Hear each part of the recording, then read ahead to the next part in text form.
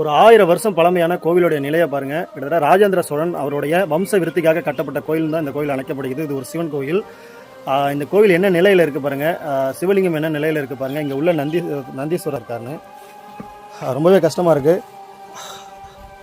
இங்கே பாருங்கள், இதுக்குள்ளே ஒரு அம்மன் சிலையானது இருக்குது. அந்த அம்மன் சிலையோடைய நிலையும் பாருங்கள். இந்த கோவிலில் எல்லா சிலைகளும் அவ்வப்போது அப்படியே இருக்குது. அப்படி இருந்தாலும் அப்படியே இருக்குது பாருங்கள். ரொம்ப சிரமமான ஒரு கோவிலானது இருக்குது. நம்ம ஒரு 6 மாதத்துக்கு முன்னாடி வந்திருந்தோம் அந்த கோயிலுக்கு.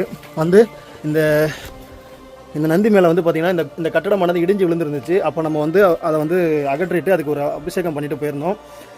அதுக்கப்புறம் அவ்வப்போது மாதம் நான் இங்கே வந்துட்டு போவேன். இப்போ வந்து பார்க்குறப்ப ரொம்ப மோசமான நிலையில் சிவலிங்கமானதும் இந்த கோயிலானதும் இங்கே உள்ள சிலைகளும் இருந்ததுனால மனசு கேட்கல.